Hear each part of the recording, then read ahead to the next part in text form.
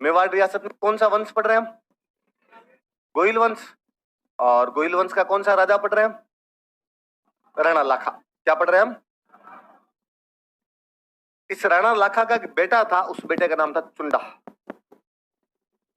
बेटे का नाम क्या था? लाखा के बेटे का नाम था चुंडा। इधर एक पास में एक रियासत और पड़ती थी, मारवाड़। कौन सी रियासत थी? इस मारवाड़ में जो डायनेस्टी थी, जो वंश था, वो था राठौड़। कौन सी डायनेस्टी हुआ करती थी? और इस राठौड़ वंश के राजा का नाम भी था चुंडा। राठौड़ वंश का जो राजा था उसका नाम क्या था? आप यूं समझिए कि मेवाड़ के राजकुमार का नाम चुंडा है और मारवाड़ के राजा का नाम ही क्या है? चुंडा। इस चुंडा के एक बेटी थी जिसका नाम था हंसाबाई। क्या नाम था? एक बेटा था, इसका नाम था रणमल। क्या नाम था? चुंडा। मारवाड़ का राठौड़ वंश का एक राजा जिसका नाम क्या है? चुंडा। उसकी एक राजकुमारी का नाम क्या है? हंसाबाई। राजकुमारी का भाई कह दो या राजा का बेटा कह दो, राजकुमार एक, उसका नाम क्या है? रण। मारवाड़ वाला चुंडा अपनी राजकुमारी हंसाबाई के लिए कोई योग्य राजकुमार देख रहा था, तो अच्छा कोई राजकुमार मिले तो इसकी क्या कर दे? शादी। और मारवाड़ वाले चुंडा को पता चला कि मेवाड़ में एक योग्य राजकुमार है, चुंडा एसआई की तैयारी कर रहा है पूरा याद कर लेता है ढंग से, बेच ज्वाइन किया हुआ है, हिंदी भी पढ़ लेता है डेली। तो उसको लगा कि यार हंसाबाई का रिश्ता किसके साथ सर कर दिया जाए? चुंडा। तो मारवाड़ के राजा चुंडा ने अपनी बेटी हंसाबाई का रिश्ता किसके लिए भेजा? मेवाड़ वाले चुंडा के लिए, मेवाड़ के राजकुमार चुंडा के लिए भेजा। पर मेवाड़ के राजा तो कौन है? लाखा जी अफीम वफीम ज्यादा खाया करते थे, तो लाखा जी मस्ती रहा करते थे, राजकाज पूरा उनका बेटा ही संभालता था। बेटा कौन था? चुंडा। स्वाभाविक सी बात थी कि लाखा के मरने के बाद अगला राजा कौन बनेगा? चुंडा। युवराज था वो, प्रिंस था, तो भाई वैसे अगला बनेगा तो राजकाज उसके हाथ में होता था। पर राजा वाली गद्दी पे लाखा जी बैठे रहते। लाखा जी का दरबार लगा हुआ, लाखा जी बैठे हुए, पास में चुंडा बैठा हुआ, बाकी दरबारी बैठे हुए। इतने में गेट कीपर आया और गेट कीपर ने आके कहा, सब मारवाड़ से कुछ लोग आए हैं, आपसे बातचीत करना चाहते हैं।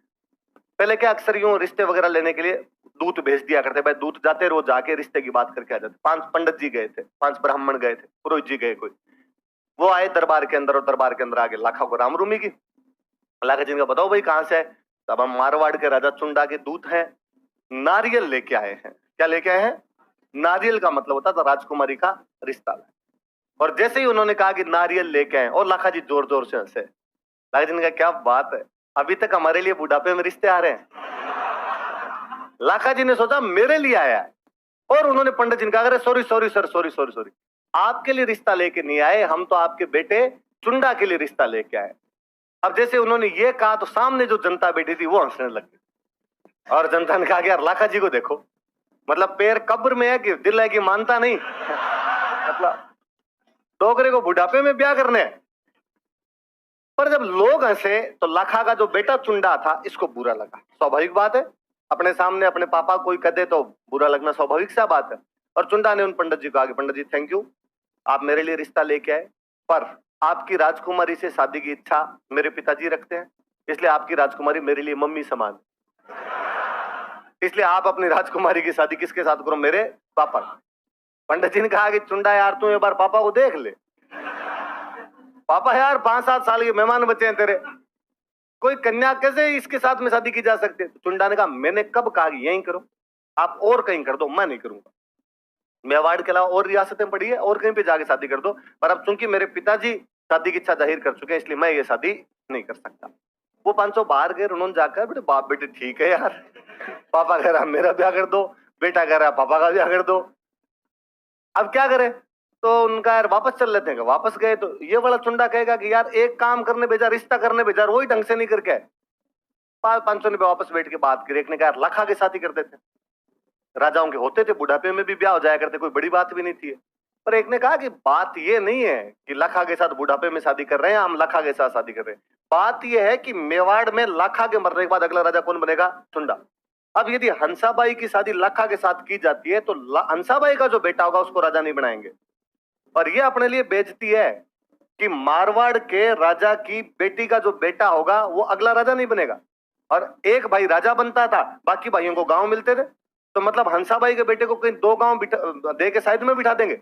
मारवाड़ का दोहिता, मारवाड़ का भांजा 2 गांव लेके नहीं बैठेगा, कम से कम अपना भांजा अपना दोहिता तो अगला राजा तो बने, किसी भी रियासत का बने। यार ये बात तो सही।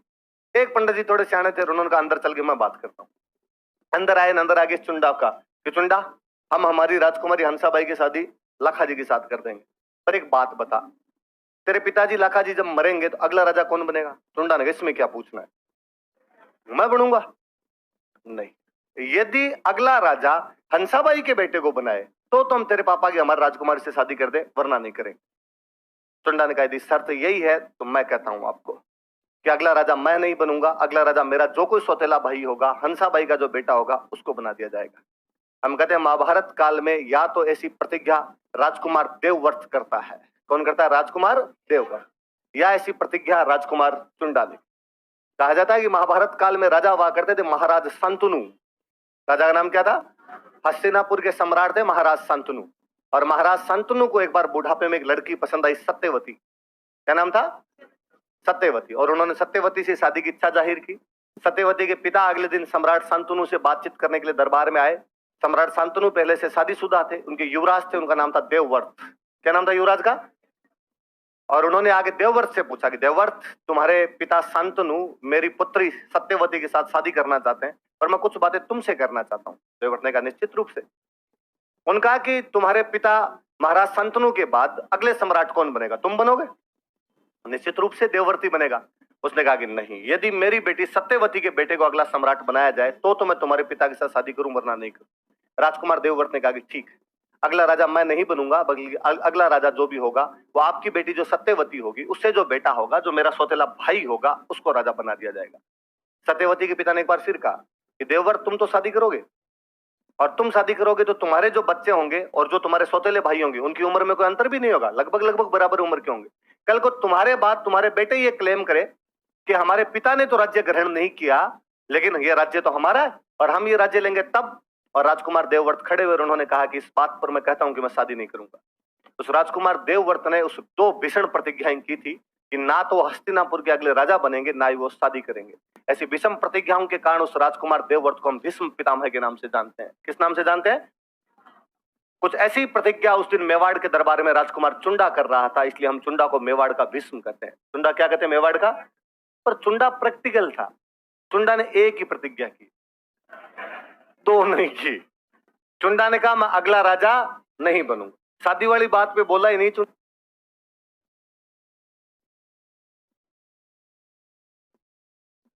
नहीं बनूंगा। शादी वाली बात पे बोला ही नहीं चुंडा।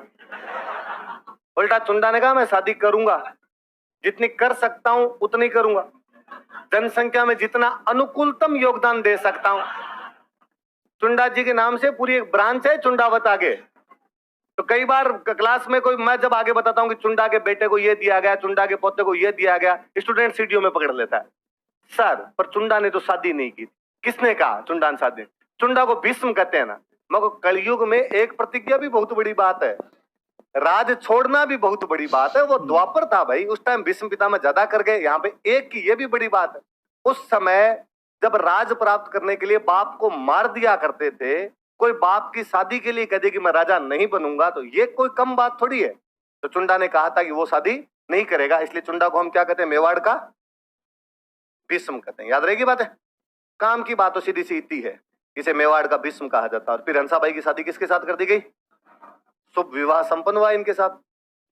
अब थोड़ा सा यदि ये सचित्र वर्णन कर लो तो मैं लिखवा दूं बाद में, उतार लो थोड़ा दिमाग में।